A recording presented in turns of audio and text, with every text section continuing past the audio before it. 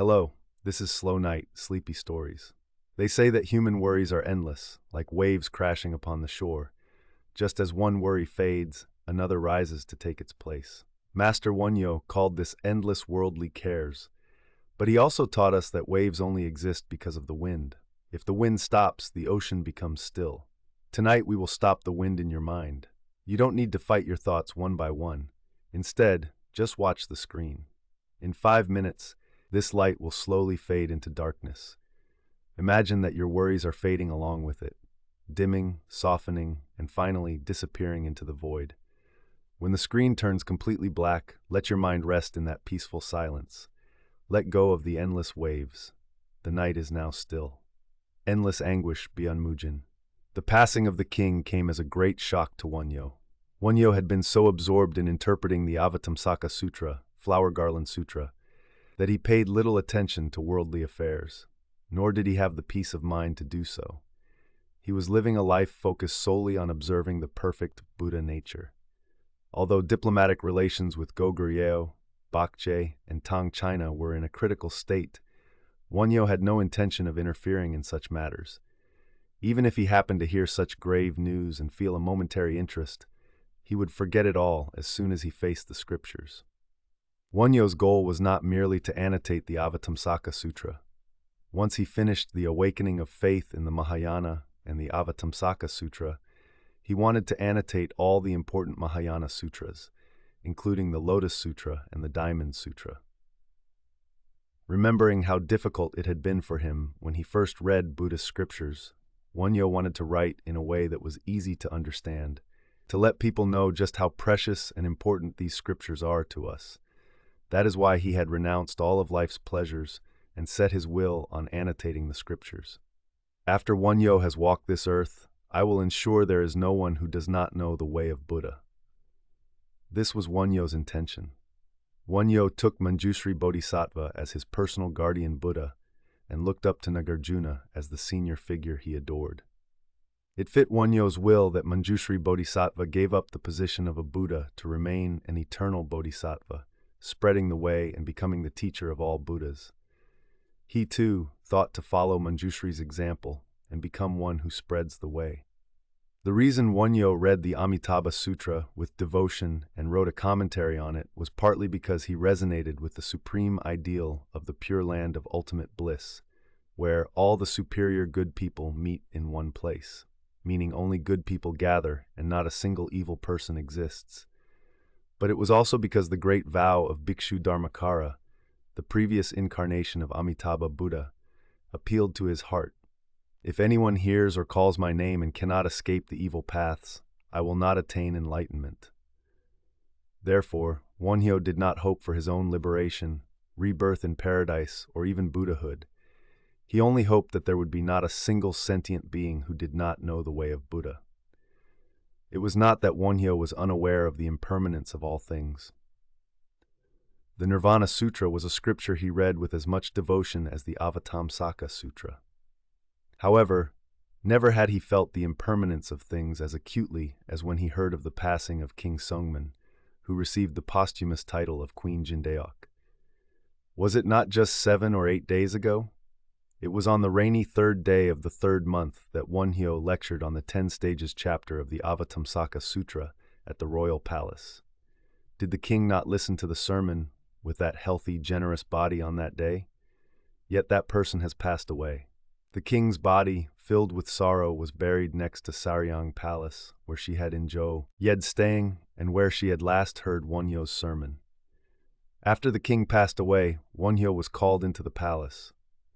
While all the monks who had been respected by the king during her lifetime were called, Wonhyo was summoned specifically by the king's will.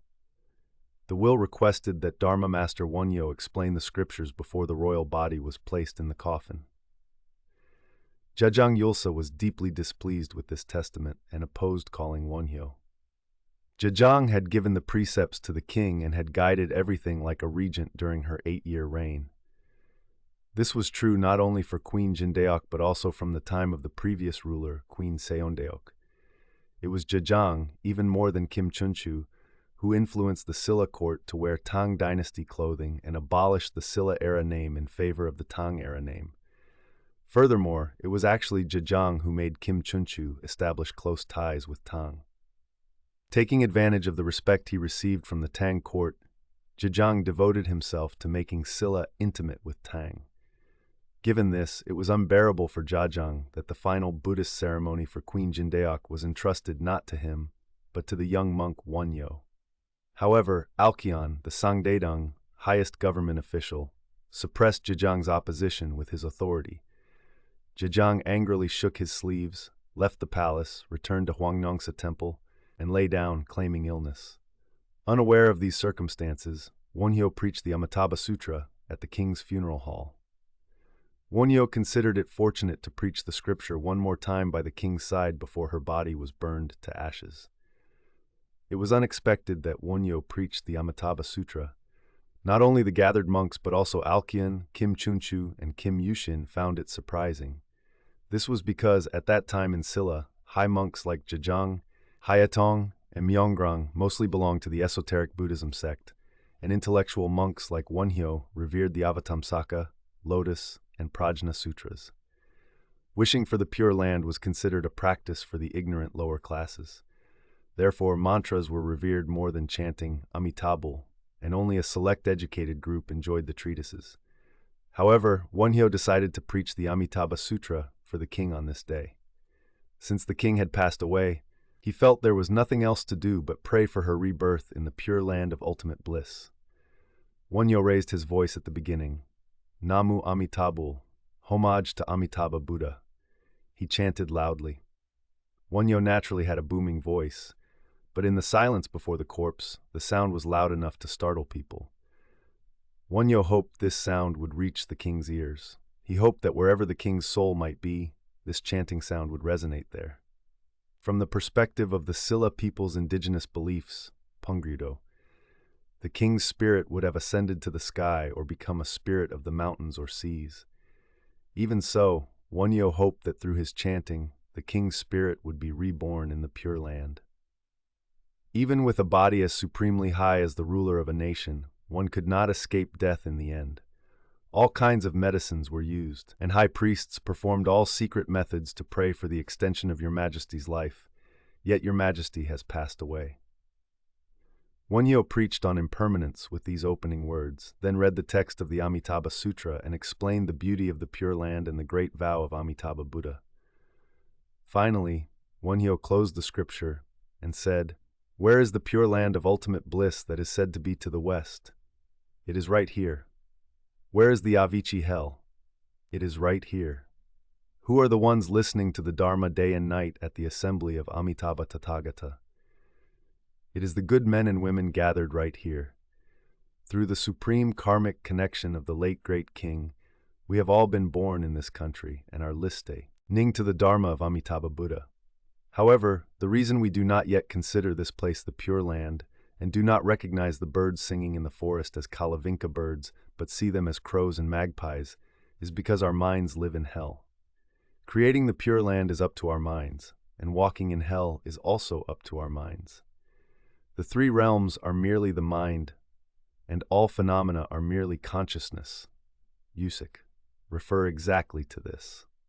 Now that the new king has ascended to the high seat, if all officials and the 10,000 people discard the mind of hell and possess the mind of the Pure Land to make Silla a pure land, this will be the way to inherit the will of the late king and pray for her repose.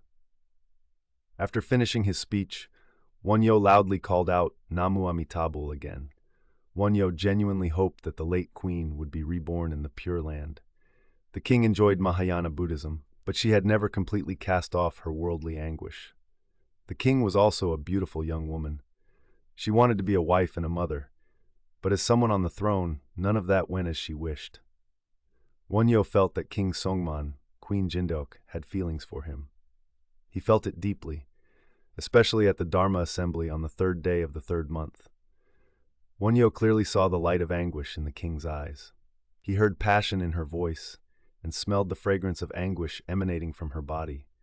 However, as the king passed away, the tomb was built, and the greenery grew thicker. Wonhyo's thoughts of the king became even more desperate than before. It was not merely the heart of a subject adoring a monarch. To Wonhyo, King Sungman felt endlessly pitiable. Wonhyo would often sit alone at his desk and shed tears. Oh, what is happening to me? Wonhyo reflected on himself like this. Kim Chunchu ascended to the throne as the new king. The officials tried to enthrone Alkion, the Ichen rank, but Alkion firmly refused, saying, "I am old and lack virtue," and strongly argued, "Lord Chunchu is truly a hero to save the world." Thus, Chunchu ascended to the throne. This king is King Taejong Muyol, who would later destroy Baekje. As the new king ascended and the traces of the former king gradually faded, Wonhyo's sorrow for King Sungmun became even more intense. "I have never seen you grieve in your life, master, but lately you constantly show a sad expression." "What is the matter?" asked his senior disciple Simsang. "I am sad because my spiritual power is insufficient," Wonhyo answered honestly. "What do you mean your spiritual power is insufficient?" I failed to give a satisfactory answer to the late king when she asked so earnestly that day. "Why didn't you answer, 'I will do so,' when Her Majesty asked so earnestly?" Watching from the side, cold sweat ran down my back. That is why I say my spiritual power is insufficient. If I had the confidence of the monk Seonye, I would have promised to be with her life after life. But looking inside myself, I am full of anguish and do not know what I will become in the future. So how can I ask someone else to follow me?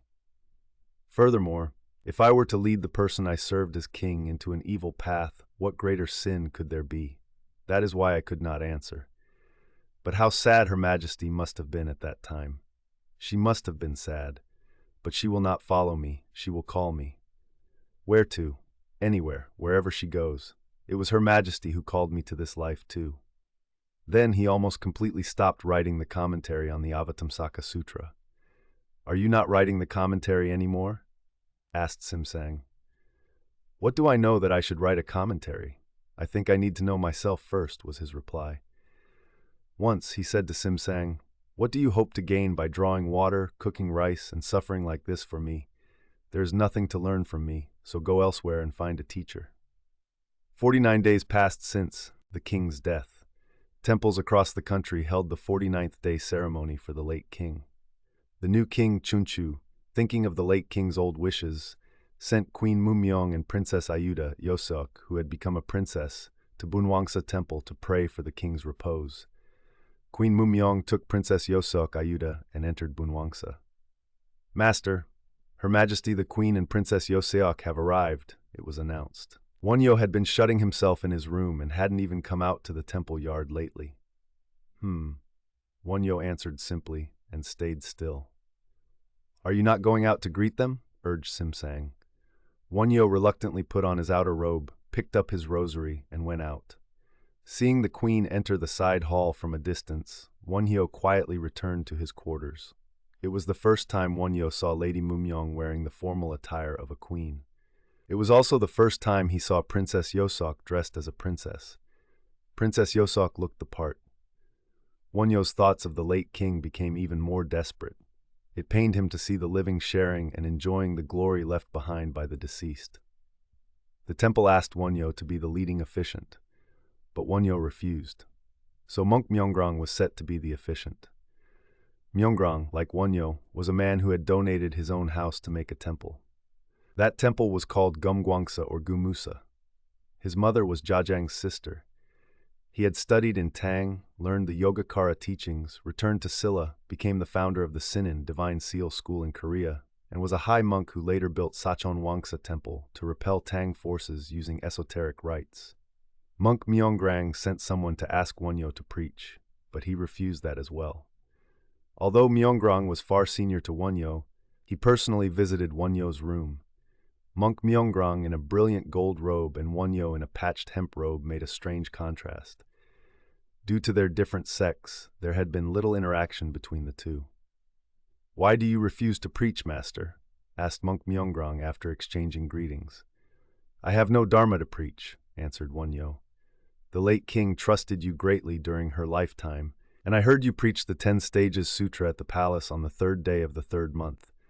It seems it would be meritorious for the spirit if you preached the Dharma for this 49th day ceremony." Despite Myeongrang's plea, Wonhyo shook his head a couple of times.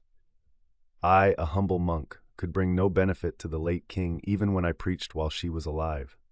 What preaching could I do now? Thus he refused. The public, who thought there would surely be a sermon by Dharma Master Wonhyo, found it unexpected. Wonhyo mingled among the crowd.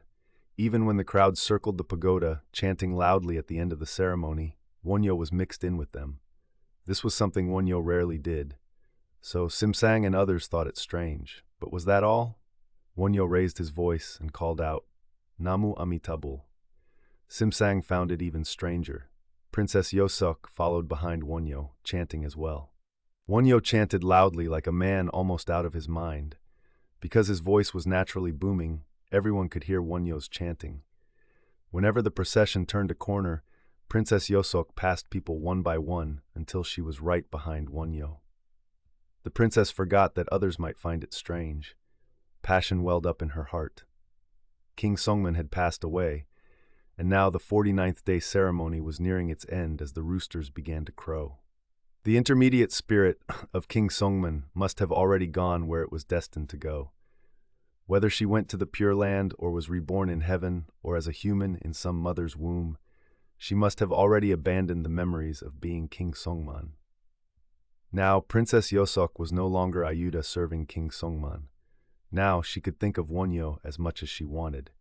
She could pour out the passion she had suppressed for 8 years without hesitation. Princess Yosok stepped right up behind Wonhyo and stepped in his footprints. She stepped in every single one without missing. It felt as if her small feet were being buried deep inside Wonhyo's large footprints. The princess decided she would follow Wonhyo anywhere. She decided that if Wonhyo tried to shake her off, she would hang on to his robe and follow him. In the princess's ears, there was only the sound of Wonhyo's chanting, only that booming voice. She heard no other sounds. Unnoticed, her younger sister, Princess Jijo, came up behind Yosok and tugged lightly at her sleeve. Princess Jijo was still only a 15-year-old maiden. Princess Yosok suddenly came to her senses, realized her face was flushing hot, and hesitated for a step, but then took a large stride to catch up with Wonhyo, who had moved a step further away. How long this lasted, no one knows, but the metal gong rang and the crowd stopped chanting and circling, returning to their places one by one. Princess Yosok returned to her mother, Queen Munmyong, along with Princess Jijo. Queen Munmyong glared at Yosok once. Wonhyo returned to Muay Hall after the ceremony.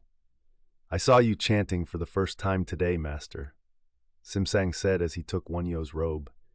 "That was the only offering I could make for the late king," Wonhyo replied. "Did you know that Princess Yosok was following behind you?" "I knew," Wonhyo sighed. "I saw Princess Jijo for the first time today," Uisang said. Uisang pictured Jijo's flower-like beauty before his eyes. "It is all endless anguish," said Wonhyo. "Does anguish arise even in your heart, Master?" Uisang looked up at Wonhyo's eyes like a fearful person waiting to be scolded. There seemed to be fire in Wonhyo's large eyes, so Uisang lowered his head. It was because there was a light in Wonhyo's eyes different from what he had imagined. Those eyes were still the eyes of a bodhisattva determined to subdue the demons. Uisang thought they were not the eyes of someone shaken by Yosok's beauty, and he felt ashamed of himself but also relieved. He believed again that Wonhyo was a teacher worth relying on. However, Wonhyo's heart was not necessarily as calm as Uisang thought. After that, in accordance with King Songman's will, Yosok Palace took care of Wonhyo's needs. The first thing the maid from Yosok Palace brought was summer clothes for Wonhyo. It was 20-count linen, a rare luxury at the time. This linen had been bestowed from above as fabric for the princess's clothes. The king pitied his daughter who had become a widow at a young age, so whenever there was good fabric or delicious food, he always thought of the princess. When the princess received this fine linen, she immediately thought of making clothes for Wonhyo. Now that she was a princess, she had no need to hold a needle and thread, but Princess Yosok cut and sewed it herself. Thinking it was clothes for a holy man, the princess designated a separate hall in the rear garden of Yosok Palace as a sewing room, bathed and purified herself, lit incense in the room, prepared new scissors, needles, and thread, and with utmost sincerity in every stitch she sewed the seams. It was the 5th month. The The willows and elms by the Ari River were thick with greenery, and orioles sang ceaselessly. Uisang Palace was located on the western bank across the elm tree bridge of the Ari River. This Uisang Palace was where princesses had resided for generations. Whether they were princesses before marriage or widowed princesses, they lived in Uisang Palace. Princess Pyongyang, who adored the martyr Ichidon and grew old alone chanting, had lived here. When Isabu conquered Usan-guk, Ulung Island, the king's daughter, Star Princess, was captured and briefly served the princess at Uisang Palace. When Sadaham destroyed Gaya and captured the king's family, the princess of Gumguan, Guk also stayed at this palace as a servant. Queen Sondeok also stayed here when she was a princess of King Jinpyong. Because of this, Uisang Palace was a place where outside men did not enter. There were only the princess, several court ladies, a few guarding soldiers, and servants. It was a clean and quiet place. There were flower beds and gardens in the courtyard and rear garden. In Seorabeol, the capital of Silla, which did not have beautiful natural scenery like the Baekje capital, they had to create beautiful scenery artificially. Anapchi Pond was one example, and they built the Sun and Moon Bridge over the Moon River at Wolsong, borrowed the foothills of Namsan to plant trees and flowers, built rockeries, and drew water to create streams and ponds. Even private homes began to do this. Because Princess Dokman, later Queen Sondek, was well versed in Tang scholarship and culture, as well as Buddhist scriptures, she put great effort into creating gardens in the front and back yards of Uisang Palace. Her father, King Jinpyong, let his only daughter do whatever she wished, and having been on the throne for 54 years, he often visited Uisang Palace to enjoy seeing the flower garden his daughter had created with such devotion. First, she drew water from the Ari River to create a pond called the Pond of Eight Virtues in the yard. The Pond of Eight Virtues is a pond in the Pure Land described in the Amitabha Sutra, said to be neither cold nor hot, extremely clear, and flowing over gold sand and pebbles. Then she planted various flowering trees and grasses by the pond, and decorated it with jade from Namsan and sea sand and stones from the East Sea. Second were the peonies. When peony seeds and a painting of peonies arrived from Tang, the princess observed that there were no butterflies or bees in the painting, and famously predicted that the flowers would have no scent, surprising her father and the ministers. The princess cultivated peonies at Uisang Palace to make flower beds. Princess Deokman left Uisang Palace to become queen. She reigned for 16 years and passed away, and King Sungman became king and passed away after 8 years. So, Uisang Palace had been empty for 23 years before meeting its new owner, Princess Ayuda. The ownerless Uisang Palace was dilapidated and overgrown, but in return, the trees had grown, moss had covered the rocks, and the traces of human creation on the Pond of Eight Virtues and the rockeries had faded, making them look natural. The peonies, now over 30 years old, were old trees showing even more elegance. Strangely, the peonies that had no scent in Tang emitted a fragrance in Silla. Whenever Princess Uisang sat alone sewing the linen clothes for Grand Master Wonhyo, the scent of peonies would drift in on the wind. It had been over a year since Princess Uisang became the mistress of this house. The princess saw the peonies blooming in this garden for the second time. The garden was tidied up, and fresh pebbles and sand were laid in the Pond of Eight Virtues. However, she ordered that the grass on the banks not be touched and the frogs playing there not be disturbed. Even if I can't do more, thought Princess Uisang, let the animals live as they please inside Uisang Palace. Amidst this, Princess Uisang sent the summer clothes she had hand-sewn to Wonhyo at Bunhuangsa via a maid named Maya. The maid came with a servant girl. "Master, someone has come from Uisang Palace." Simsang announced this while Wonhyo was sitting at his desk looking at Namsan. "From Uisang Palace?" Wonhyo broke his meditation and turned his head to Simsang. "Yes, a maid has come with a letter and items from Princess Uisang." Simsang placed a sealed letter in front of Wonhyo. Wonhyo looked at the letter, remained silent for a while, and finally picked it up and opened it. On Baekje paper it read, "1 branch of peony, 1 suit of rare clothes." And beside it, in smaller characters, 5th, H day of the 5th month, disciple Princess Uisang bows and respectfully presents. There were no other words. Wonyo nodded. Simsang guided the maid in. The maid entered Wonyo's room holding a cloth wrapper embroidered with peonies, and the servant girl followed holding a Goguryeo vase with a peony in it. The maid knelt on her right knee before Wonyo, placed the cloth wrapper in front of him, then took the vase from the servant and placed that too before Wonyo. Then she stood up again and performed the 5-point prostration, knees, elbows, and forehead touching the ground. It is exactly the same bow performed before the Buddha, a bow to a teacher. The servant also performed the same bow behind her mistress. The maid wore red clothes and the servant wore green. Wonyo sat and received these bows without reason. Not returning the bow was intended not to diminish the merit of the one bowing. This flower is the most beautiful one blooming in the Uisang Palace flower bed, and these clothes were cut and sewn by the princess herself. As the days are getting hotter, she offers them as summer clothes for the master. I was ordered to convey this. The maid delivered the message to Wonyo in court language. Wonyo first lifted the peony flower higher than his head and placed it on the desk, then lifted the cloth wrapper and put it down again, saying, "I am humbled by her concern." The maid waited to see if Wonyo had any questions, but he said nothing, and she wondered if there would be a reply letter, but there was no instruction. Wonyo just sat staring at Namsan, visible over the roof again, as if he had forgotten everything. Unable to wait any longer, the maid said, "I shall take my leave," and stood up and bowed. Wonyo pretended not to see the maid's bow. Again, it was to avoid breaking the merit of the maid bowing to the 3 jewels. Even after the maid from Uisang Palace left, Wonyo sat staring at Namsan until the day ended. The peony flower and the cloth wrapper remained in their places. "Master, what will you do with these clothes?" Simsang finally asked Wonyo. "What?" Wonyo answered while still looking at Namsan. "I mean these clothes. Princess Uisang made them and sent them with such effort, so please change into them." "You wear them." "But the princess made them personally for you, master." Simsang thought of how Princess Uisang had followed behind Wonyo on the night of Queen Jindaok's 49th day ceremony.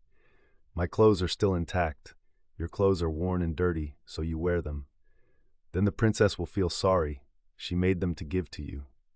Simsang untied the wrapper. It contained a set of monk's outer robes, an inner robe, trousers, a jacket, a pair of socks, a sash, and a pointed hat. The 20-count linen was finer than silk.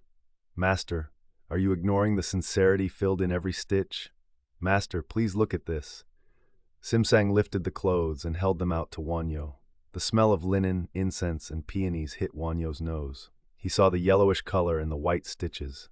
Seeing them, the smell of linen, peonies, and some fragrance pierced his nose even more. It seemed to warn Wonyo of something ominous. And that ominous thing seemed impossible for Wonyo to resist with his power. In every stitch of those clothes, he saw Princess Uisang's hands. He saw her body. "This is clearly a demonic realm," Wonyo cried out inwardly. "It is anguish, anguish. I must overcome this, but I don't seem to have the strength to overcome it." Wonyo tensed his lower abdomen. "I told you to change into them quickly." Wonyo raised his voice and glared at Simsang. "Do I really wear this?" Simsang opened his eyes wide. "I said wear it, so wear it. Change right now," Wonyo shouted in an even stricter voice. Simsang, feeling awestruck, bowed, took the cloth wrapper, and withdrew to the next room. Simsang changed into the clothes Princess Uisang had made and sent to Wonyo. Just as Wonyo, he put on everything including the outer robe and returned to Wonyo. "Master, I have dressed like this." Simsang stood behind Wonyo, who was looking at Namsan, and spoke. It fits." Wonyo said this and smiled broadly. "Now that I have changed into these clothes, what should I do?" Simsang asked worriedly. "Who made those clothes?" Wonyo asked. "Princess Uisang made them personally for you, master," Simsang replied. "Know that it is clothes made by a certain sentient being for a certain sentient being, and wear them." "I cannot wear them knowing that." "Why?" "I cannot forget that the noble, young, and beautiful princess made them personally. Wearing these clothes, I feel awestruck and it feels like a dream.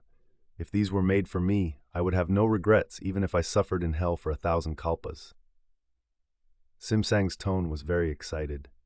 His voice trembled. Seeing Simsang excited, Wonyo smiled. "If you were told to quit being a monk and become the son-in-law of Uisang Palace, what would you do?" Wonhyo asked. I would rather become the teacher of the king than become the son-in-law of Yosok Palace, Simsang answered. Yes, you will become the teacher of the king. Wonhyo said this, and indeed, Simsang later went to Nara, Japan, lectured on the Avatamsaka Sutra before the emperor, and became the founder of the Japanese Keigen Avatamsaka school. Since you are wearing new clothes, go to Munsu Temple. Wonhyo suddenly gave this order. Go to Munsu Temple? Simsang asked, puzzled. Yes, go and decide on a place for me to stay at Munsu Temple. Master, do you intend to go to Munsu Temple? Yes, what about here? Someone else will come and stay here. Simsang went to Munsu Temple and returned in a few hours.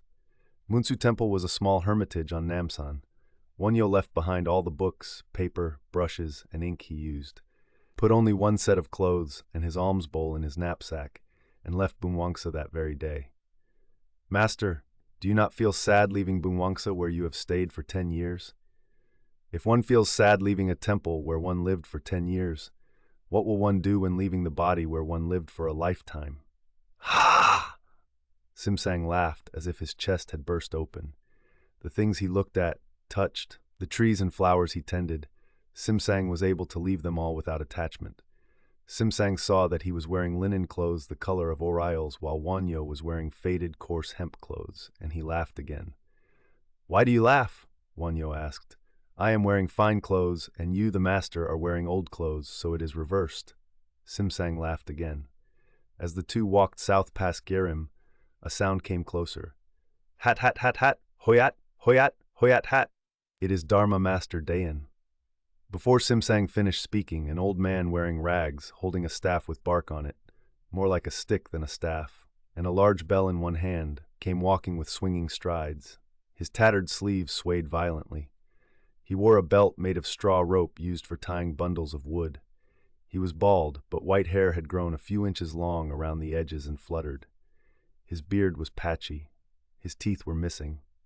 As the old monk came close to Wonhyo's party, before they could greet him, he shook his bell. Clang, clang. Dayan, Dayan, great peace, Eoheo Dayan, Dayan. He put his hands together and shook them. His hands were large and his fingers thick. He was barefoot. His eyebrows stuck out long like horns, and white hair grew straight out of his large ears. His sunken eyes shone unusually bright. Master, how are you? It has been a long time. Wonhyo bowed respectfully with palms together. Oh, Monk Wonhyo, Dayan, Dayan, everyone Dayan, Dayan. Master Dayan seemed very happy, his whole face becoming a smile. I hear Tang troops have invaded Goguryeo, so the world is not at great peace, Dayan. Wonhyo said this. Emperor Taizong of Tang had sent Yingzhou, Governor Cheng Mingzhen, and Left Guard General Su Dingfang to invade Goguryeo starting in the 3rd month of that year. Heh, when is there ever no war? Dayan, Dayan, hat, hat, hat, hat. Master Dayan laughed until his nose ran. But where are you going, Master? Dayan stopped laughing and asked Wonhyo. When he stopped laughing, he was a solemn old master. I am going to Munsu Temple. Munsu Temple? Yes. There are monks who chase ghosts at Munsu Temple, Dayan said. The monk who chased ghosts was Dharma Master Milbon. Milbon was the one who cured Queen Seondeok's long illness by reading the Medicine Buddha Sutra. At that time, it was said that the master's 6-ringed iron staff flew into the king's bedchamber, pierced an old fox and a monk named Beopchang from Hongyunsa Temple, and threw them down into the courtyard. Because rumors of such high magic spread, many monks and lay people who wanted to learn such magic followed him. What does it matter if there is a monk who chases ghosts? Wonhyo laughed. Sky ghosts and human ghosts are swarming, so it's not quiet. Ha ha ha, Dayan said. Master, did you not drink today? Simsang asked Dayan. Yeah, I'm just on my way out now. You're wearing new clothes. Swap those clothes with me. Dayan moved the bell to the hand holding the staff and touched Simsang's clothes with his hand. Do you also feel greed when you see new clothes like this, Master? Simsang asked and laughed. Yes, if I pawn these clothes, I can drink for 10 days. Dayan feigned innocence and said this. Then shall I swap with you? Simsang took off his knapsack. Oh, Dayan, Dayan, Namu Amitabul. Even so, you can't take off your clothes in broad daylight on the main road. Let's go to my house. Monk Wonhyo, let's go to my house. Have a cup of tea, talk, and then go. Dayan walked ahead, stumbling back the way he came. Wonhyo and Simsang followed. Birds of the setting sun cried in the old trees of Girim. Magpies chattered and crows cawed. Every time Dan moved his staff, the large bell rang, clang, clang. Dan carried cymbals, and when the sun was high, he would go to the gates of houses. It is Dan, Dan, Dan, and strike the cymbals. Then the people of Seorabeol knew Master Dan had come and brought out rice. Once Dan got enough rice for one meal, he did not go to other houses, and if he didn't get rice, even after visiting 7 houses, he just returned with an empty bowl. There was no one who didn't know the monk named Dan. Dan's name was heard even in the palace. However, no one knew what kind of person Dan was. Children knew Master Dan as a funny old beggar, young people knew him as a good target for teasing, and old people knew him as a perfect way to kill time. So wherever he went, Master Dan was welcomed even if he wasn't treated with respect. However, few knew that Master Dan was a scholar deep in scriptures and a realized monk of high virtue and conduct. Nevertheless, anyone who met Dan felt their heart become happy and soft. No matter how worried or anxious a person was, seeing Dan made them forget it all and smile. Dan often stopped by taverns with what he begged, and even if drunk people were clamoring and fighting, once they heard Dan's cymbals or bell, they stopped fighting, and when Dan walked in saying, "Is everyone at peace? It's Dan, Dan," everyone laughed as if a happy event had occurred. They forgot the fight and offered drinks to Dan. When Dan got pleasantly drunk, rang his cymbals, and left, people laughed happily once more. Then it felt as if all the anger, hatred, and dissatisfaction in their hearts vanished. Dan led Wonhyo and Uisang up a pathless thicket on the western slope of Namsan. "Where exactly is your place, Master?" Wonhyo asked. "Ha ha ha! Am I not right here?" Wonhyo felt as if he had been hit by a club. "No, I mean where you sleep." Dan tapped his chest a couple of times with the hand holding the bell. "The place where I this body at night," Wonhyo responded. "Ha ha! I had a dugout near Hongyunsa where I spent the winter, but one day I came back and another beggar was there. Ha ha! So I gave it to him and stayed in a cave above the Alyong well for a while, and the cave was quite nice. Sun came in well during the day, moon came in well at night. I thought I could live there for life, but last night I went there and a raccoon with cubs was there, so I gave that cave to the raccoon. And since I couldn't go far suddenly, there was a small cave right up here, so I slept there all last night and until the afternoon today. Hat, hat, hat, hat." Dan seemed to have forgotten the way to his home, wandering a couple of steps this way and that. Then he stopped abruptly in front of a rock and said, Isn't there a good house here? Here, let's sit here." He smiled broadly as if he had found something good. The rock jutted out, providing enough shelter for a couple of people to avoid rain underneath. "Here, sit down." Dan sat first. Wonhyo sat beside him. Uisang stood by, worried about dirtying his new clothes. Where did the person go, and there is only a set of hemp clothes? Hat, hat, hat. Dan looked at Uisang and laughed. Uisang was very embarrassed and hesitated, looking for a place to sit. Won't the new clothes get dirt on them, man?" Dan pretended to be angry. Uisang couldn't sit or stand and didn't know what to do. Ahem. Wonhyo glared at Uisang. Uisang wanted to resent Princess Yosok, who had made and sent these clothes. "What would you do in this situation, Master?" Uisang challenged Dan.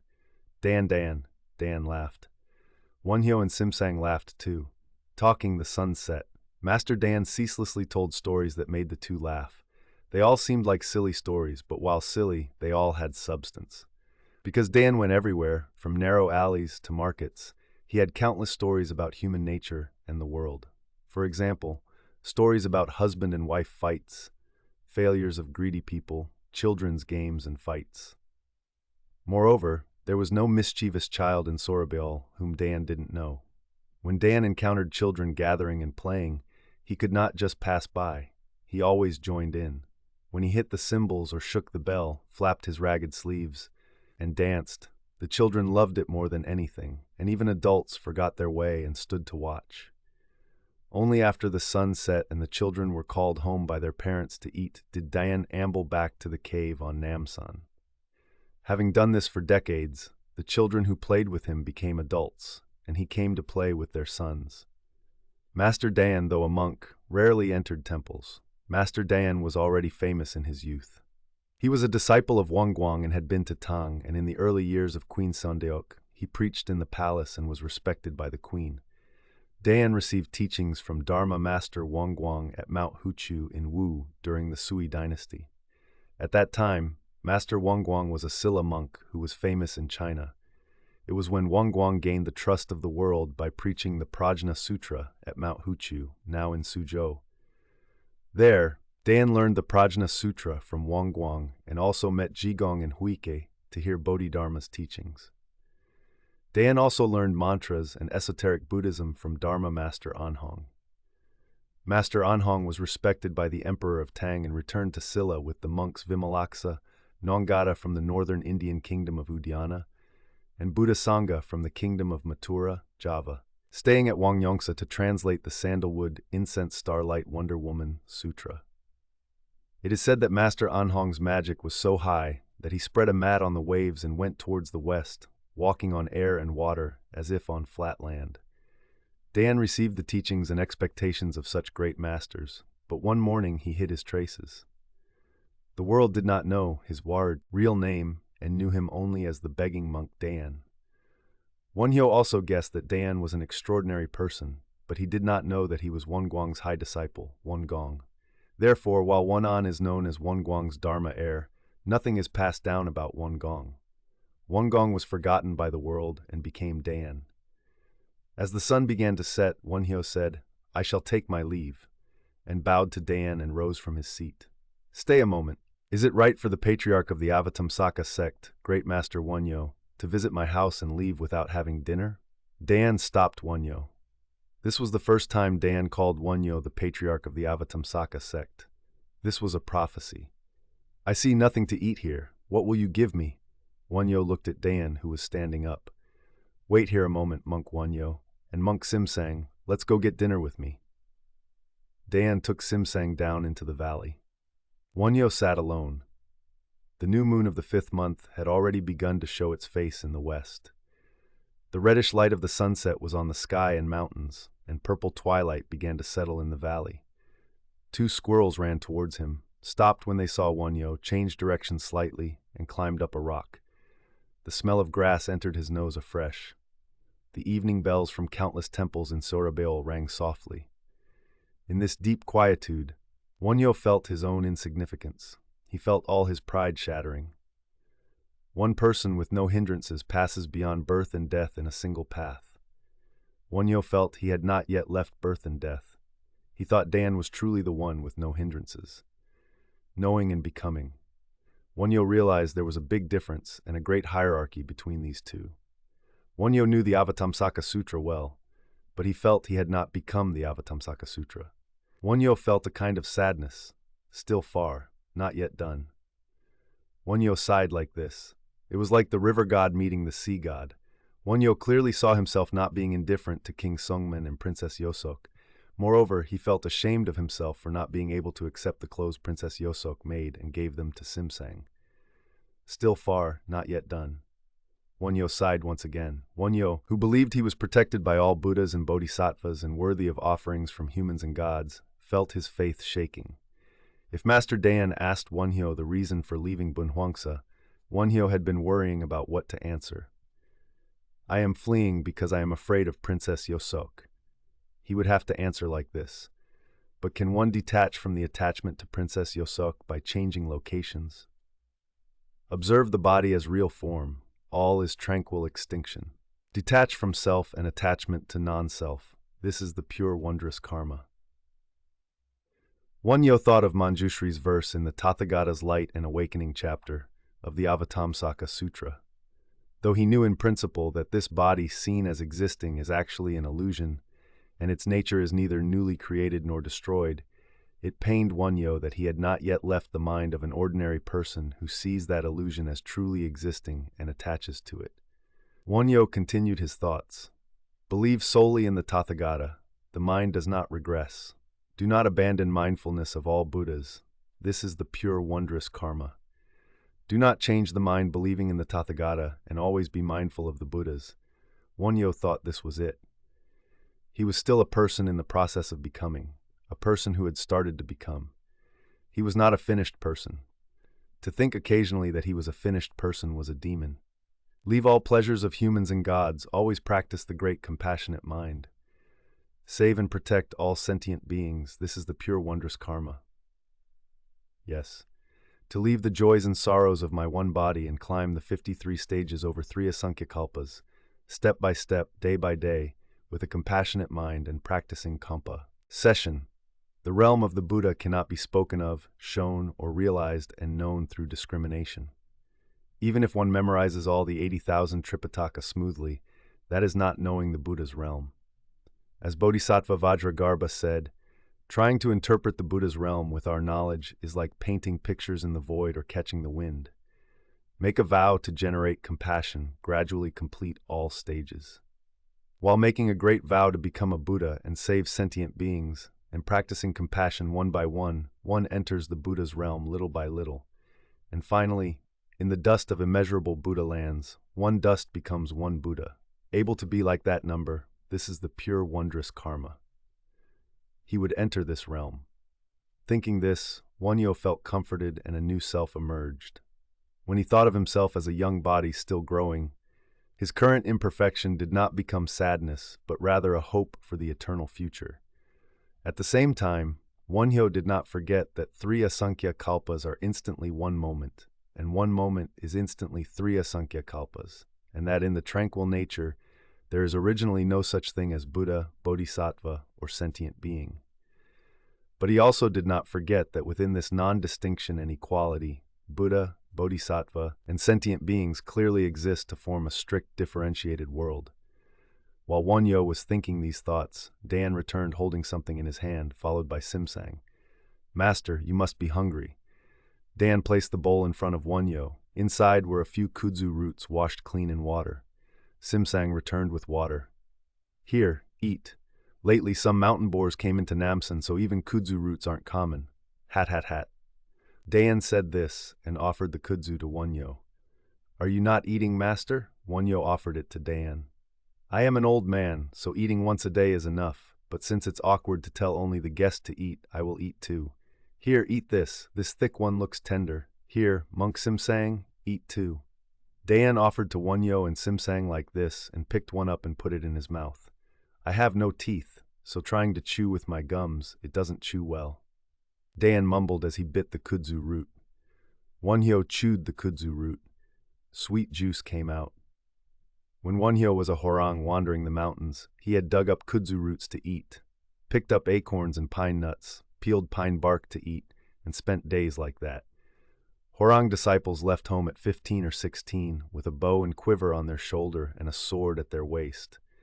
Unless one spent at least all 4 seasons training in the mountains, one could not become a horang. Wonhyo traveled around Mount Taebek, Mount Gumgang, Gegol, and even up to Mount Samgak and Mount Nangnim in Goguryeo.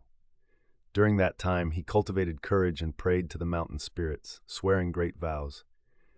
Chinchu and Yushin also swore and prayed to destroy Baekje and Goguryeo and unify the 3 kingdoms during a 100-day prayer at Mount Taebek, Hambak. They were also 15 or 16 years old. Hwarang disciples entering the mountains would fight a bear if they met a bear and catch a tiger if they met a tiger. They slept under rocks, washed in streams, and prayed at mountain shrines. At that time, there were not many temples in the mountains yet. There were only shrines honoring the 3 spirits.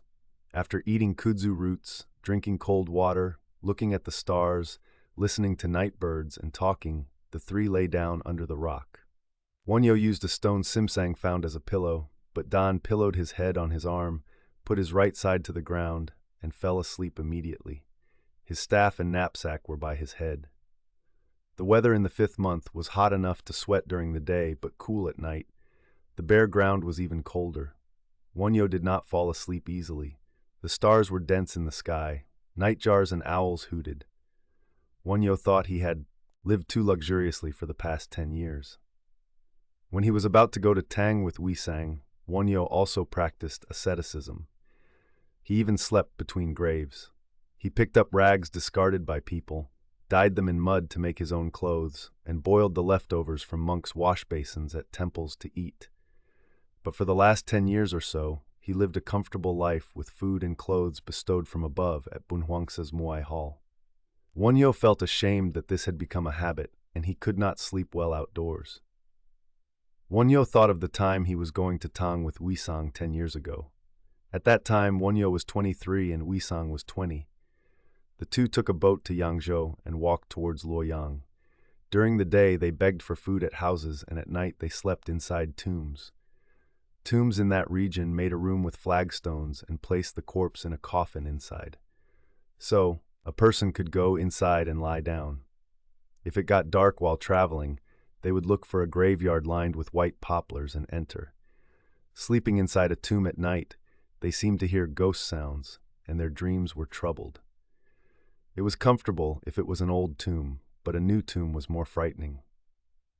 There are many places without mountains in the plains of the Yangtze River, so in some capitals, they build a house in a remote place and put countless coffins in it.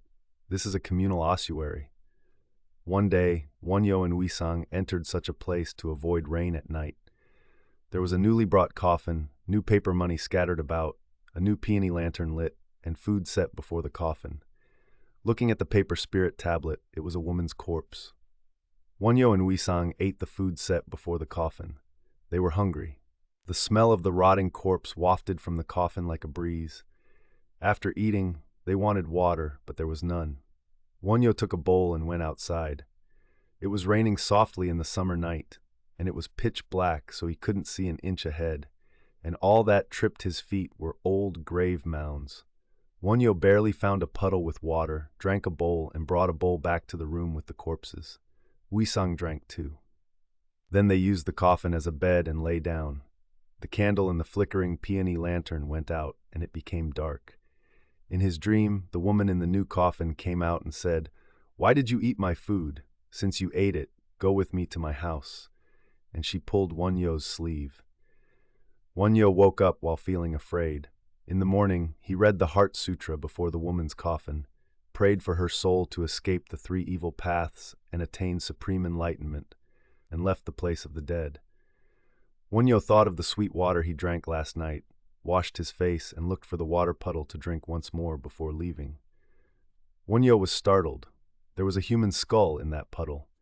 Seeing the skull with long teeth still remaining, and hands, feet, and shins, Wonhyo felt nauseous.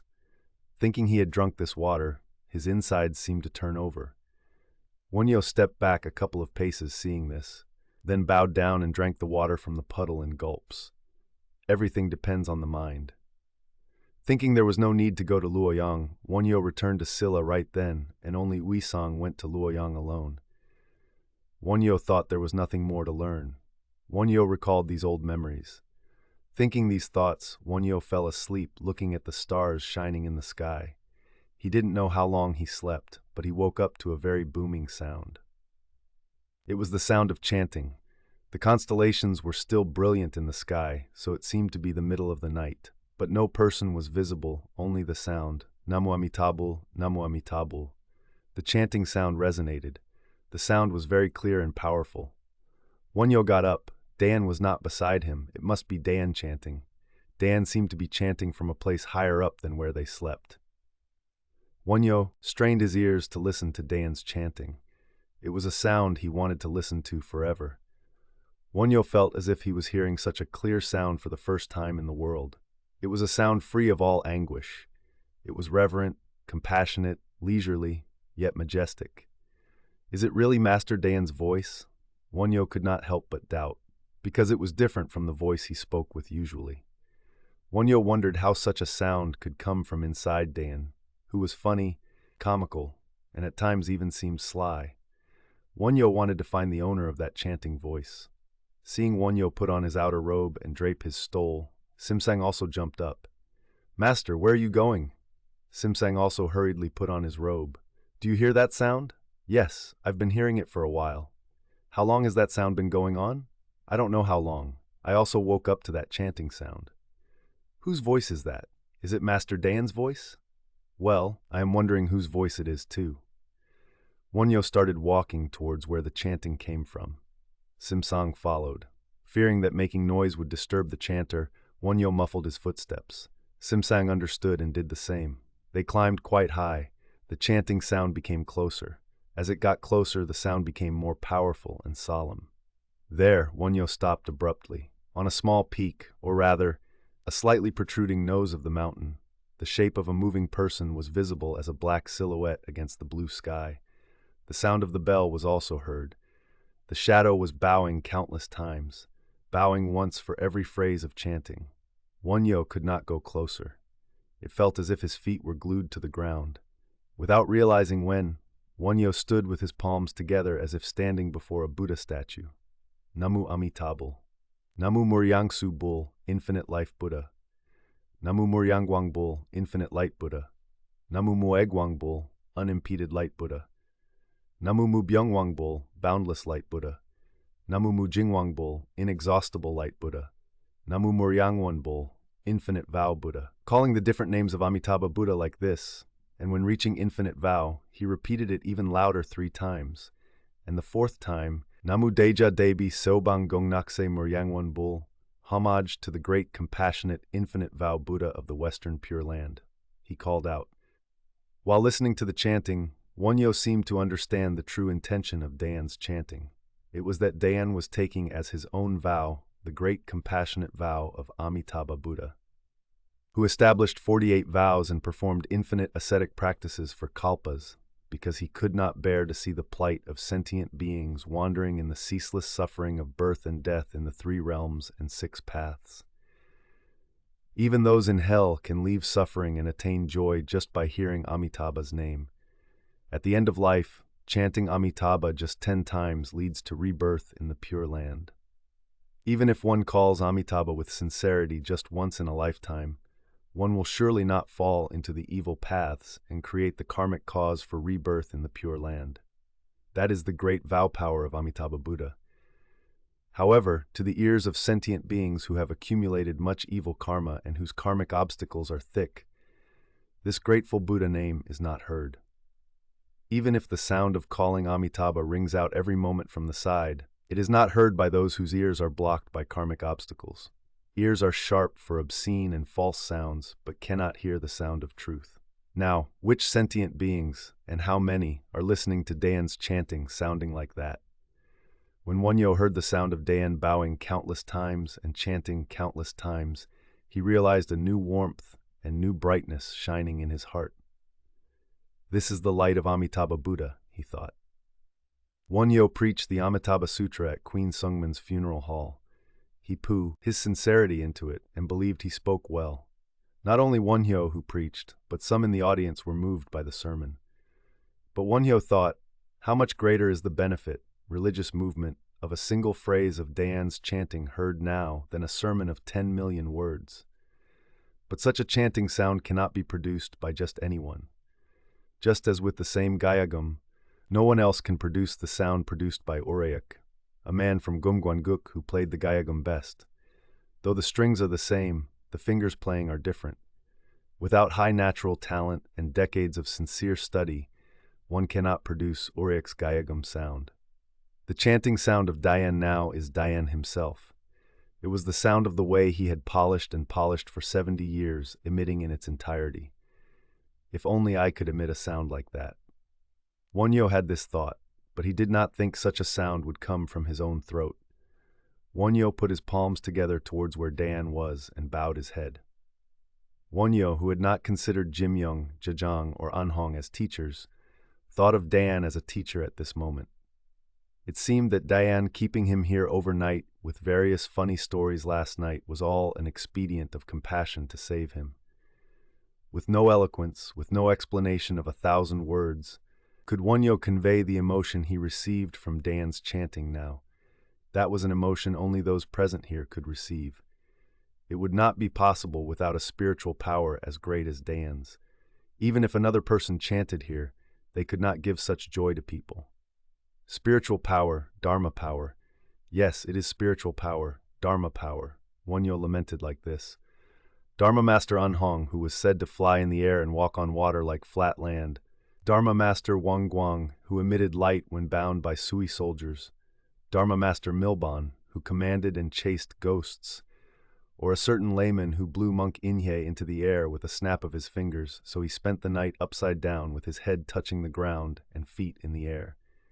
Even if they are said to have Dharma power, those are all trivial minor paths and magic tricks. Truly breaking the karmic obstacles of countless kalpas, polished and polished within the human heart to let the Buddha's light be received, that spiritual power is the true spiritual power. Wonhyo thought this. At a single phrase of Dayan's chanting, Wonhyo felt as if he lost all the pride he had held until now. What have I done in the past 10 years? Wonhyo reflected. Indeed, Wonhyo's commentary on the awakening of faith, commentary on the Avatamsaka Sutra, and the theory of 5 periods and 4 teachings were respected in Tang even more than in Silla, Baekje, or Goguryeo. And it is true that he opened a new path for Buddhist interpretation. But whom did I save with that? Did I even save myself? Which sentient being read my writing and received the joy I received from Master Dayan's chanting now? Is the writing I did for 10 years not just ink smeared on paper? Wonhyo realized how little value scholarship or knowledge has in moving a human soul. Bodhisattva Medicine King setting fire to his body to use as a candle offering to the Buddha, or Bodhisattva 10th. Never disparaging, bowing to everyone he met throughout his life, even while receiving ridicule, shouting, "I do not disparage you, you will become a Buddha." He seemed to understand them all. It is action. It is action. Only action has value. Wonhyo felt deeply, deeply afresh. Dawn broke bright. The small stars hid in the sky. Only the large stars shone brighter. Hat, hat, hat. Dayan, Dayan, it's Dayan.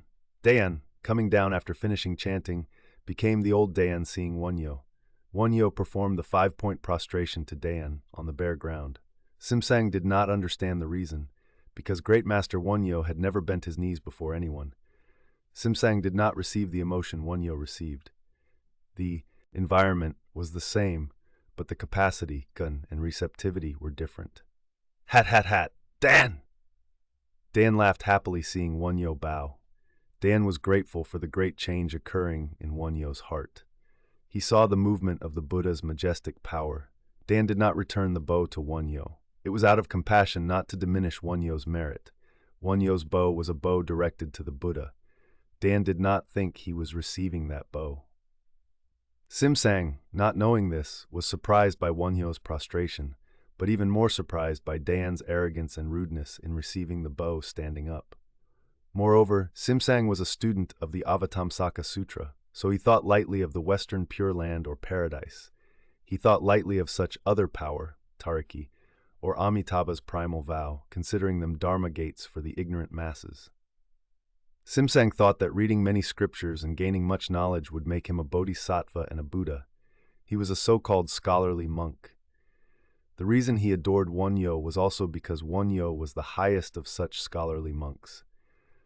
The two bid farewell to Dayan and went to Munsu Temple. Wonhyo liked the quietness of Munsu Temple. There was no sound of water, but birdsong could be heard. In summer when it rained, the sound of water could also be heard from the room. Dharma Master Milbon had given up the room he used for Wonhyo. Outside the window was a not-so-wide yard with peonies and herbaceous peonies. Beyond the whitewashed wall was a single-pillar gate, and exiting it led to a valley with a stream. Sitting at the desk, the mountain and the side of the Dharma hall were visible. The yard was swept clean with broom marks, and squirrels came and went morning and evening. In the room, there was a statue of Manjusri Bodhisattva in a niche. It is a famous statue said to be created by the Baekje monk Hyechong. Hyechong, along with Hyeja of Goguryeo, helped Prince Shotoku raise Buddhism and build large and beautiful temples like Horyuji and Shitenoji. At this time, Silla also borrowed the hands of Baekje or Goguryeo monks for many temples and statues. This was because arts and crafts were more developed there. The Sakyamuni Buddha and the mural in the Dharma hall of Munsu Temple were by the hand of the Goguryeo monk Damjing. Damjing also helped Prince Shotoku spread Buddhism later. The murals of Horyuji were also painted by Damjing. Wonhyo thought, "I will plant bamboo in this yard." 3 days after Wonhyo arrived at Munsu Temple, a set of items for Wonhyo's use was sent from above. A desk, bedding, clothes, paper, brushes, ink, oil, incense burner, tea, brazier, etc. These were all things from the palace.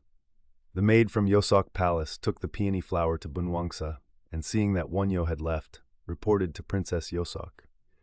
Princess Yosok immediately thought it was because of the clothes she made and sent, and felt deeply ashamed.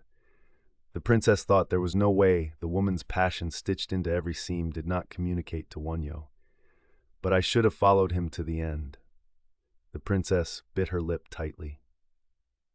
Since there is King Songman's will. The princess tried to defend herself like this, but it was nothing more than an excuse. The princess asked her mother, the queen, to come see the peonies at Yosok Palace, and Queen Munmyong asked the king, so the two made their first royal visit to Yosok Palace. Once they became king and queen, it was difficult to visit even their own child's house.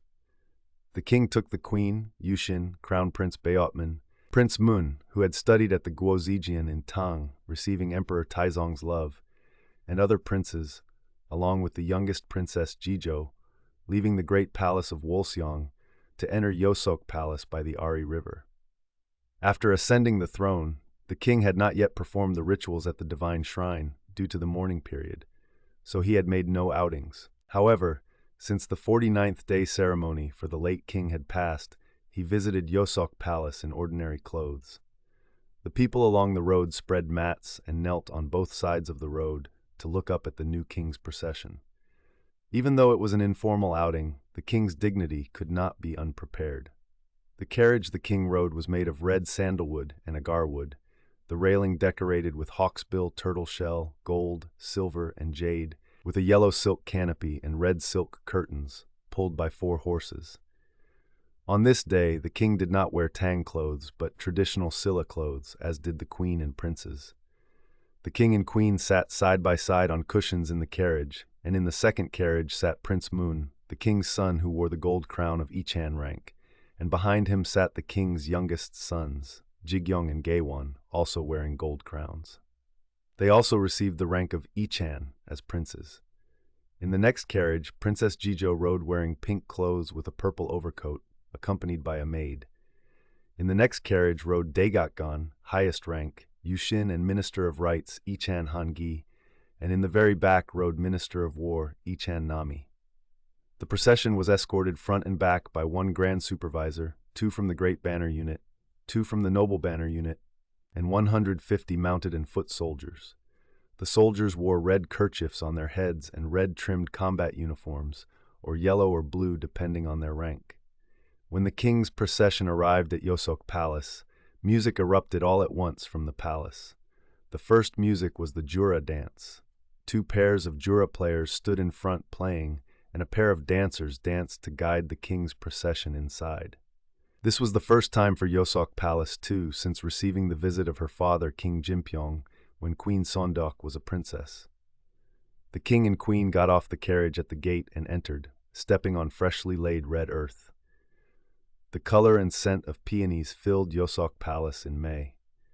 The princess, wearing 30-count linen clothes and a yellow silk overcoat, with her black hair cut at the neck and hanging loose down her back, greeted her parents, the king and queen. "Oh, the peonies are in full bloom." The king was pleased to see the peonies in the yard. Princess Yosok was a daughter the king loved and pitied. The seat where the king sat was a pavilion not usually used, built as a side hall for when the king visited. This was also where King Jinpyong used to visit often. Inside the hall, on a mat with peony patterns, a silk cushion with peony patterns was laid. The queen, princes, Yushin, and ministers went up to this seat, while lower-ranking officials were fed in the corridors outside the middle gate. After the king was seated, Princess Yosok came before her parents again, bowed politely, knelt on her right knee, raised her left knee, and sat slightly to the side. The princess's face, with barely visible powder, could not be thought of as a widow over 30 by anyone.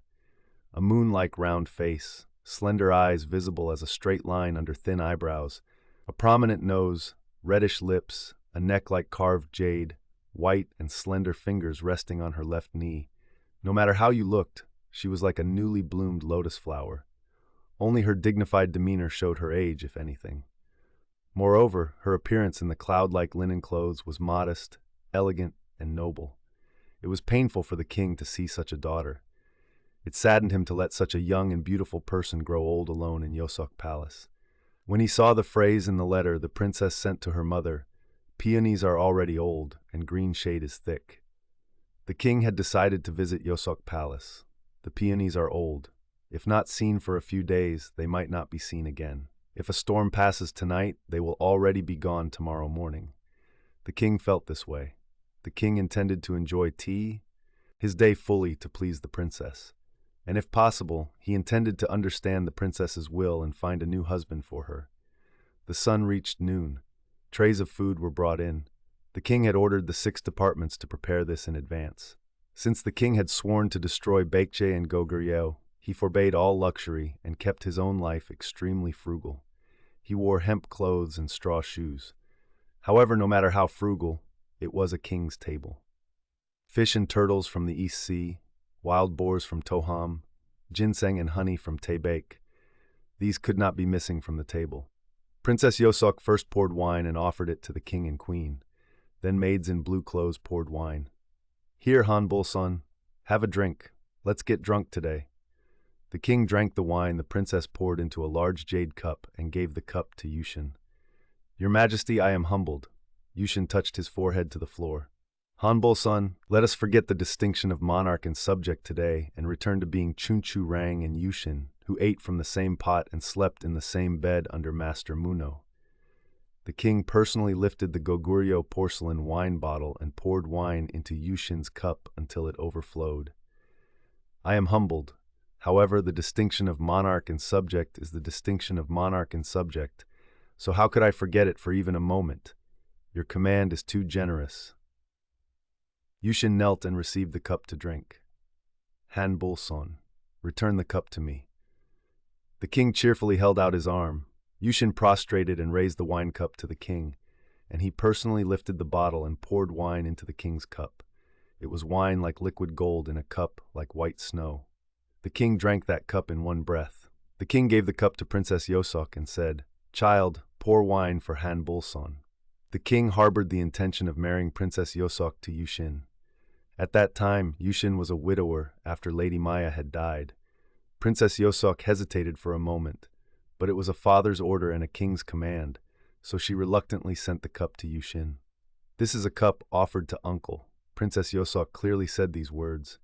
Yushin received the wine cup but doubted Yosok's words. The king was also surprised by those words, because the king intended to drink late into the day, and if Yushin got drunk, have him sleep at Yosok Palace with the princess. To the king, Yushin was an extremely precious person. The king is the son of General Ichan Yongchun. While it is true he carries the bloodline of King Namol, it was not necessarily a bloodline to ascend the throne. When the king ascended, he posthumously honored his father Yongchun as King Munhong. But his father Yongchun was not even a Galmanwang. To Tang, he said he was a cousin of Queen Jindeok, but in reality he was not Songgol, sacred bone. Until the past Queen Jindeok, they were Songgol, but from Chunchu, they could not be called Songgol. He was barely Jingol, true bone. Therefore, in Silla, where bloodline was viewed very importantly, the king was in a difficult position to feel secure. The only things he relied on were Yushin, who held the military power of the country with martial merit and received trust, and the trust from the Tang court. However, Chunchu gained trust in the Tang court because of Queen Jindeok and Jajang Yulsa. Jajang Yulsa was close to General Yongchun, and while being a monk, he was a very political figure and pro-Tang. In this respect, he had something in common with Yongchun, so he strongly recommended Chunchu and his son Beopmin to the Tang court. Also, due to Queen Sondeok's dying injunction, Queen Jindeok inwardly admired Wonhyo, but politically could not help but listen to Jajang. Thus, Chunchu made a name for himself both domestically and in Tang. Given these circumstances, the king had a great ambition to destroy Baekje and Goguryeo to unify the 3 kingdoms, and he thought this could only be done with Yushin. Whether for preserving the throne or unifying the 3 kingdoms, he wanted to give his daughter to Yushin. Princess Yosok or Princess Jijo are nieces to Yushin, but in ancient times that was no hindrance to marriage. With this intention, the king had Princess Yosok offer wine to Yushin. However, Princess Yosok's attitude was clearly a sign of refusal. The king thought, "Oh no," but soon pretended to forget it and ordered music to be played. At first, two people danced to the tune of 3 flutes, 3 strings, and the great drum with wooden clappers. 3 strings meant geomungo, gayagum, and pipa, and 3 flutes meant large, medium, and small flutes. The first tune was Spring Morning among Okbogo's compositions. It was a slow and soft dance. The dancers wore horned hoods, wide-sleeved purple clothes, orchid-red belts, gilt waistbands, and fish-skin shoes. Sinyal dance, Hangi dance, like this. Depending on the tune, the number of dancers was 3 or 6. Also, the dancers' clothes were different, red or blue. The gold ball dance involved playing with gold balls. When the balls rose high or low, they looked like moons and stars. The big face dance, wearing a gold-plated mask, depicted chasing ghosts holding a coral whip. The Sodok dance involved wild hair and a blue mask beating a drum. And the lion dance was a majestic dance where an old lion with lost fur shook its head and swung its tail. "Why don't you dance a Goguryeo dance?" The king was pleasantly drunk. The Goguryeo band came out. They wore red silk caps with feathers, wide-sleeved yellow clothes, wide trousers, and red leather shoes. 4 people danced the 5-colored cord dance, with top knots tied with red string and flipped back and gold bands on their foreheads. 2 of them wore yellow jackets and reddish-yellow trousers, and the other 2 wore reddish-yellow jackets and reddish-yellow trousers with very long sleeves. They wore black leather shoes. These 4 people lined up in pairs and danced. The instruments included 1 plucked zither, 1 bowed zither, 1 lying harp, 1 hand harp, 1 lute, 1 5-stringed lute, 1 beak flute, 1 mouth organ, 1 transverse flute, 1 small piri, 1 large piri, 1 peach bark piri, 1 waist drum, 1 fasting drum, 1 carrying drum, and 1 shell trumpet, plucking, blowing, and beating like this. To that rhythm, the 4 people danced. It is truly good, magnificent. The king slapped his knee and praised it. Although it was the music of an enemy country, he thought it very magnificent. From the Han dynasty to the Tang dynasty, Goguryeo music had a separate room even in the Chinese court, and the Silla court made it the right chamber music. "Look here, Hanbul son," the king called Yushin. Yes, Yushin was also full of inspiration from the Goguryeo music. "There will be a day to see Goguryeo music in Pyongyang, right?" The king spoke like this. "Yes, I believe that day will surely come. I will bind the Goguryeo king, make him kneel below the stairs, and surely make him watch the 5-colored cord dance on that day." Yushin shook his body once and trembled his shoulders once. Fire seemed to blaze in his eyes. Seeing Yushin do this, the king also closed his mouth and let out a huge breath. The atmosphere in the seat was fierce with killing intent. "Jijo, pour a glass of wine for General Yushin," the king commanded. "Yes." Princess Jijo filled a gold cup with wine and offered it to Yushin. Yushin prostrated to give thanks and raised 2 hands to receive the cup from the princess. When Yushin received the cup, the musicians played the majestic, descending heaven sound. Everyone felt a chill, feeling the solemnity. Yushin held the wine cup until the tune ended. Then when the tune ended, he put the cup to his lips, tilted his head back, and drained it. His half-white beard shook as if knowing the owner's tragic determination. "One more cup." The king offered wine to Yushin again. Princess Jijo poured 3 cups in succession. As the cup was lifted in Yushin's hand, the old man's song and Osasic song played. Yushin received and drank 3 cups in succession, prostrated again to raise the cup to the king, and said, "Though I am old, I will never die until I destroy Baekje and Goguryeo and bind Ouija and Bojang to present to your majesty." "Good, magnificent." The king received wine from the princess's hand and drank. "Pour again." The king also drained 3 cups. Meanwhile, the king ordered the musicians to play Garado, Gaya Capital. Garado is a Gayagam song composed by Ureuk, consisting of Upper Garado and Lower Garado, praising General Isabu's pacification of Gaya during King Jin's time. It was the war where Hwarang Sadaham achieved great merit at 17. "I shall perform a sword dance. How would that be?" Yushin asked the king's wish. "Do so." The king beamed with joy. It felt as if King Ouija and King Bojang were being bound and dragged below the stairs right then, which was thrilling. Yushin stood up and drew his sword. It was a Goguryeo sword, decorated with gold on a Paulownia handle. Goguryeo swords were good. The 3 flutes played. Yushin held the sword and seemed to think of something at first. Gradually, the sword rose high above Yushin's head. Yushin's body wriggled once, and the sword circled the air once. A streak of lightning flashed. The flute sound moved from plain mode to Wangzhou. Yushin's steps made increasingly powerful sounds, and the sword moved faster and faster.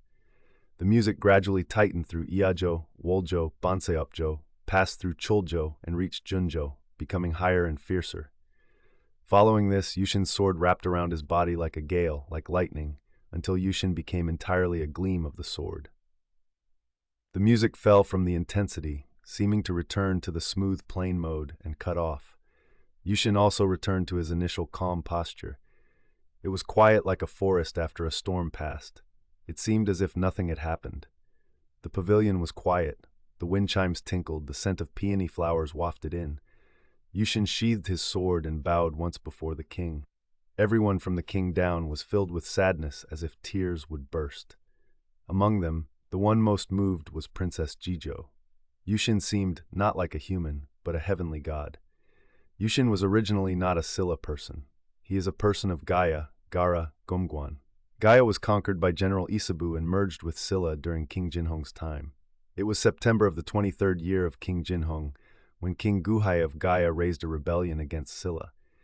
King Jinhong sent Minister of War Isabu to strike Gaia.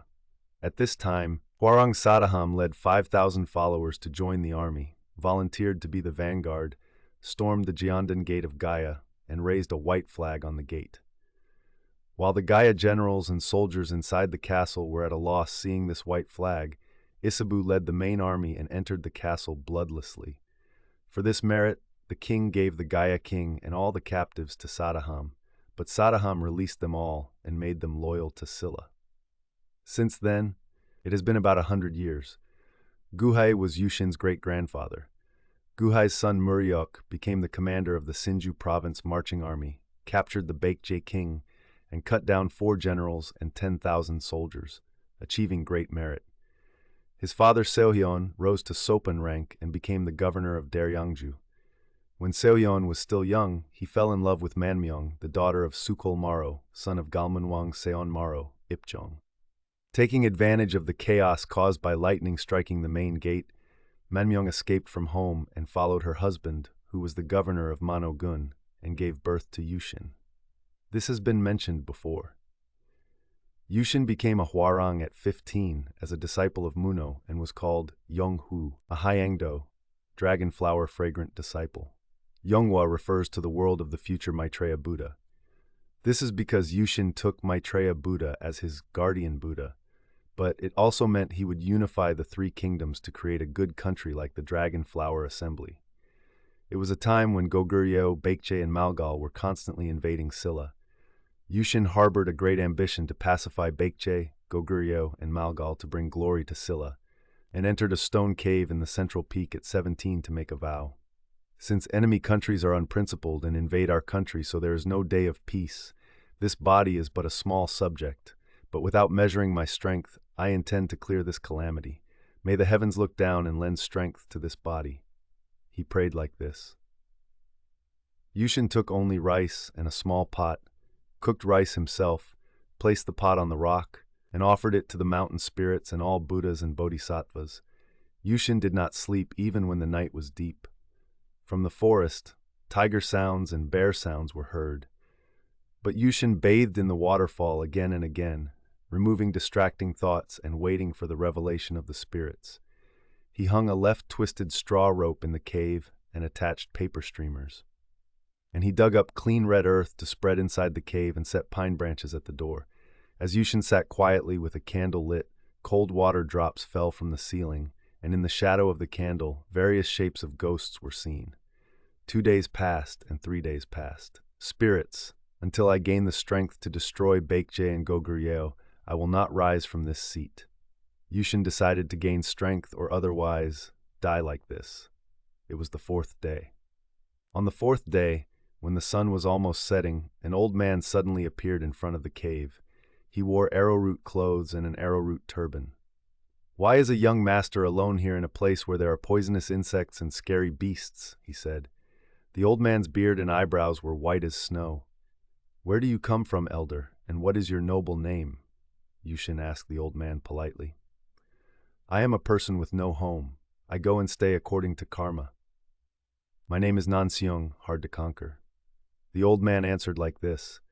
Nanseong is the 5th stage among the 10 stages of the Bodhisattva. After the stage of joy, the stage of leaving filth, the stage of light, and the stage of brilliance, one sheds all karmic obstacles, knows all there is to know, becomes a Dharma master, preaches the Dharma, and benefits sentient beings. The constant practices are giving, loving speech, beneficial action, and cooperation. And the constant mindfulness is on Buddha and Dharma, and the constant will is, I shall become the head and the superior for all sentient beings, up to becoming the reliance for all sentient beings. This is the realm of the Nansong stage Bodhisattva.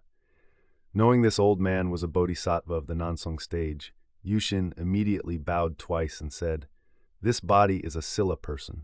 Seeing the enemies of the country, my heart aches, so I came here to await heaven's help and divine assistance. Elder of Fortune, please pity my sincerity and give me some secret art, he pleaded. Still, the old man remained silent. Yushin shed tears, bowed twice again, and said the same words once more. Still, the old man was silent. When Yushin bowed and prayed 7 times, only then did the old man open his mouth. Oh, it is magnificent that a young person harbors the intent to merge the 3 kingdoms. After transmitting the secret method, take care not to transmit this secret method carelessly. If you use this secret method for an unjust cause, disaster will return to your own body. Finishing his words, he left. Yushin followed the old man for about 2 li, but the old man was nowhere to be seen, and there was only a bright light on the mountaintop. The next year, seeing Baekje invading frequently, Yushin was even more outraged. He took his treasured sword, entered deep into a valley in Yeonbok Mountain, set up an altar, burned 5 kinds of incense, prayed as he did at the central peak the previous year, then drew his sword and placed it on the altar. Please send down heavenly light and spirit upon this sword. He prayed for 3 days. At the end of the 3rd day, when the night was almost over, the light of 2 stars, Haeosong and Gaksong, descended on the sword, and the sword moved by itself and rang, Sururung. Holding this sword and practicing military tactics without resting for a day, 17 years later, he joined the army of his father, Sopan Seoyeon, in General Yongchun's army and fought as the commander of the central banner. This was the famous Battle of Nangbiseong, the first battle where Yushin established merit. It was August.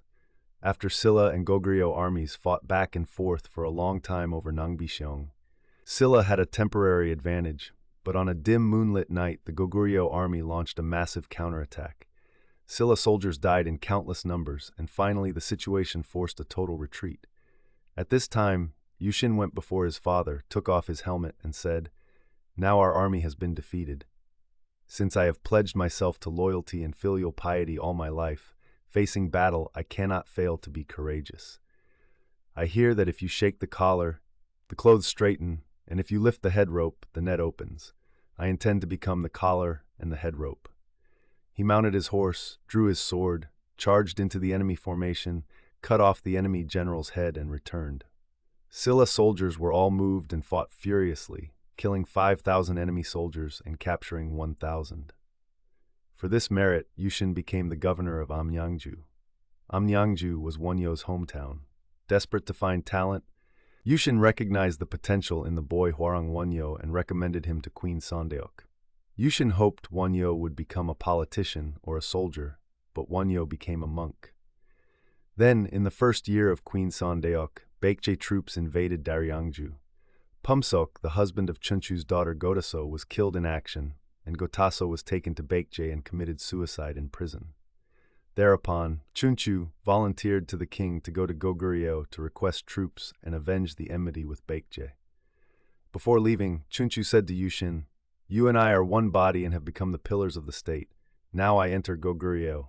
If I die and do not return, how could you be indifferent? To this, Yushin replied, If you go to Goguryeo and do not return, my horse's hooves will surely trample the royal courts of Goguryeo and Baekje. If not, with what face will I face the people of the country? Chunchu was moved by these words, and together with Yushin, they bit their fingers to draw blood, shared it to drink, and made a pledge. I will return in exactly 60 days. If I do not return after 60 days, know that we will not meet again." However, seeing Chunchu's extraordinary spirit, the Goguryeo king tried to kill him, saying, "Mamokyeon and Jukryong, Bamboo Pass, and north are Goguryeo land.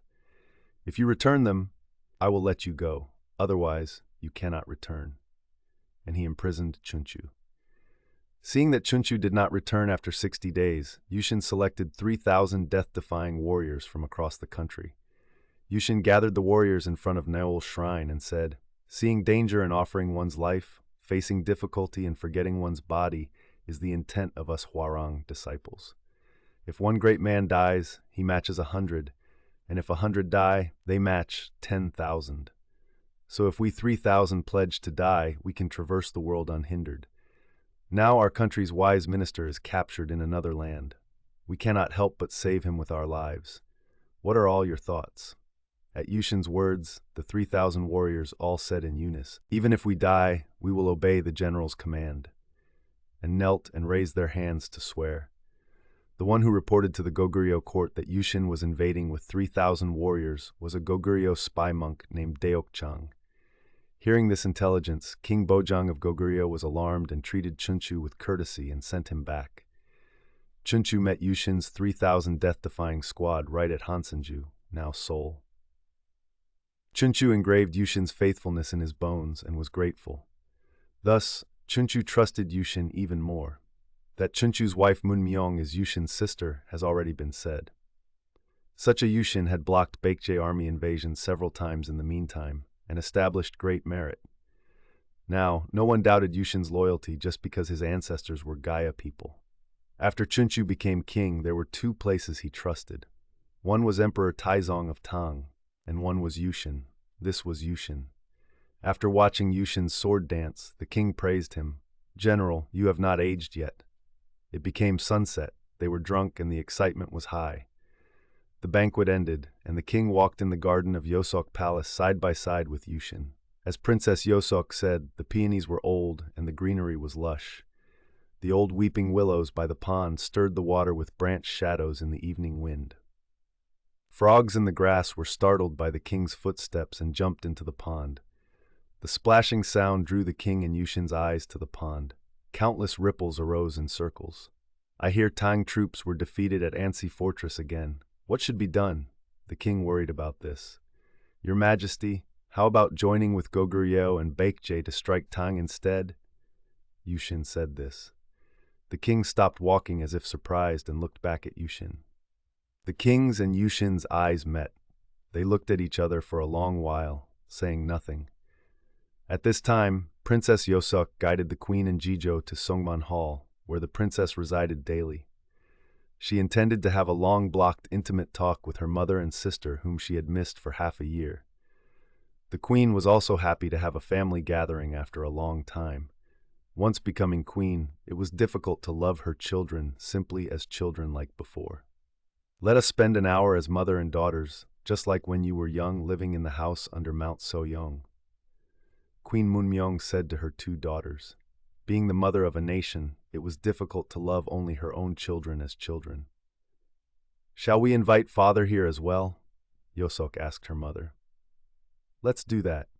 His Majesty misses you in his dreams, but being one who personally handles the 10,000 affairs of the state and military, when does he have time to talk intimately with his wife and children? So Ayuda, prepare a warm cup of wine, brew some tea, and ask His Majesty. His Majesty is probably waiting for you to ask." Hearing her mother's order, Yosok was very happy and immediately called a maid in blue, palace maid, to order the preparation of a wine table, and she began to brew tea herself. "Shall I make Tang tea or Jirisan native tea?" Yosok opened the tea cabinet and asked her mother. "Brew native tea. Does he not drink Tang tea all the time? Brew the Jirisan sparrow's tongue tea a bit strong." "Yes, Jirisan sparrow's tongue."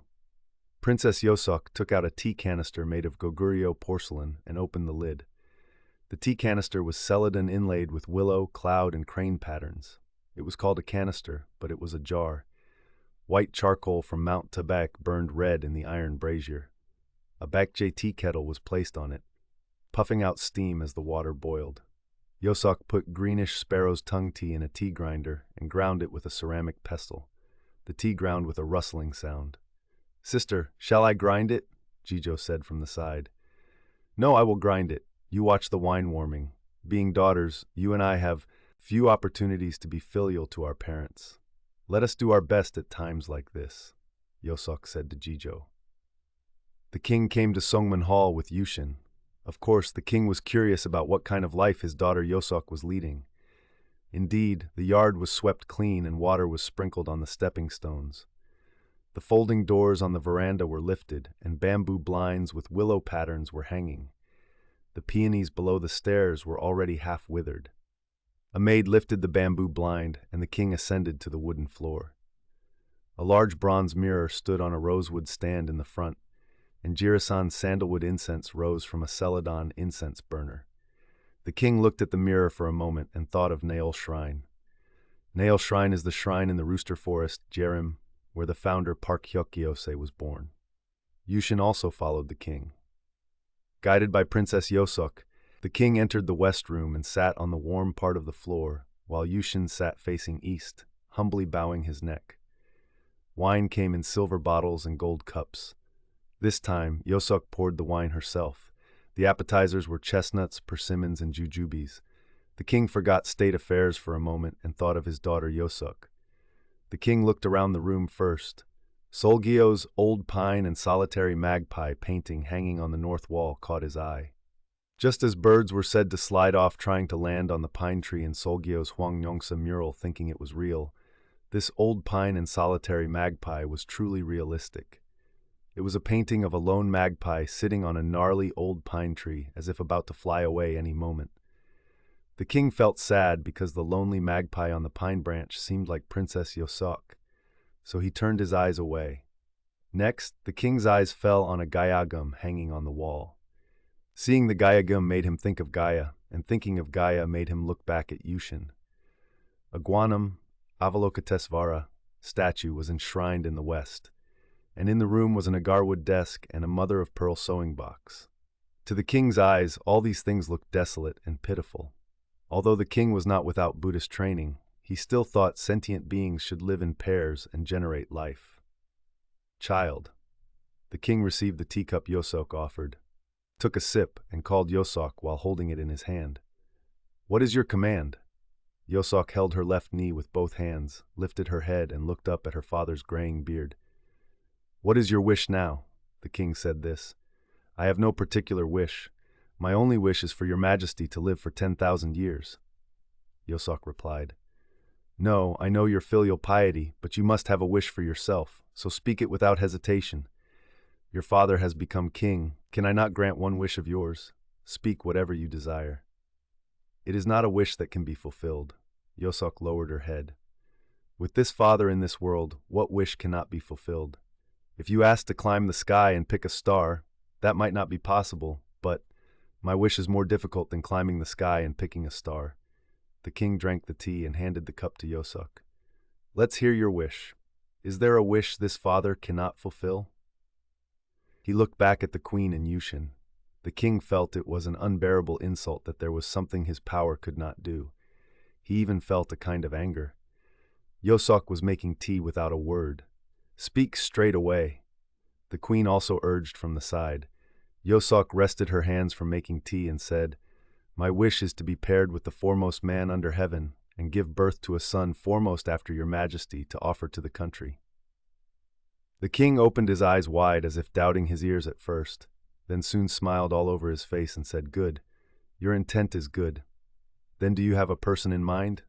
I will fulfill your wish, so speak." And he looked back at the queen and Yushin. The queen smiled, and Yushin smiled too. Princess Yosok blushed briefly, then said, "There is a person I have in mind, but he is like a star in the sky, a person beyond reach." The king stopped smiling. "What do you mean? Is there a person in this country who would refuse if asked to be your spouse? Do not be shy and speak straight." Showing his dignity, the king's eyes shone. "Who is he that he is so unreachable? Is there anyone in this country who would disobey my word? Even if it were Baekje or Goguryeo, if you desire, I will send an army to fight and achieve your wish, so speak straight." There was even a look of anger in the king's demeanor. Yosok offered all the tea, retreated to her seat, sat, and said, "The person I have set my mind on is Great Master Wonhyo." Great Master Wonhyo? The king could not help but be surprised too. The king had no personal friendship with Wonhyo. He had heard of Wonhyo from Yushin, and once praised him upon hearing that he had entered enemy lines to retrieve the bodies of Bin Yongja, Yosok's husband Geojin, and their servant Hapjol. But the king also knew that Great Master Wonhyo was an extraordinary figure. "So, you mean Great Master Wonhyo is the person you want?" the king asked with slight anxiety about whether it was possible. "Yes," Yosok answered, adjusting her collar. "How about it? Do you think Great Master Wonhyo will listen?" the king asked Yushin. Yushin lowered his head as if thinking for a moment, then lifted it and replied, "Well, Great Master Wonhyo is not a person who clings to precepts. I have seen him drink wine if given wine and eat meat if given meat, but as for marriage, I do not know." "Well, why don't you talk to him? Are you not friends with Great Master Wonhyo from old times, Han Bulsan? Is it not a happy event for Yosok to marry again? It has been a burden on my heart all my life." The king said this and looked at Yosok. The queen also looked at Yushin with pleading eyes.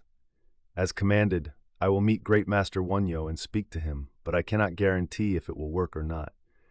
Wonhyo is a man who would do anything if he feels like it, but would not listen even to a command from heaven if it is not in his heart." "Is he that haughty?" the king marveled. "Though still a young monk, he will likely be a famous monk whose name will be transmitted for 1,000 autumns. I wish many such people would be born in our country. It is people, the power of people." Pausing briefly, the king who manages affairs prayed that heaven would send down many great people to this country, then said, "Anyway, Han Bulsan, please meet Great Master Wonhyo once. If that doesn't work, I will use other means." The king said this. Because of this event, the king sent items for Wonhyo's use to Munsu Temple. The king became very interested in this matter, both to resolve his daughter Princess Yosok's wish and to test Wonhyo. The king thought of it as a kind of wrestling match between Wonhyo and himself. Great Master Wonhyo received the items sent by the king and smiled broadly to himself. He anticipated that a great test would come to him in the future.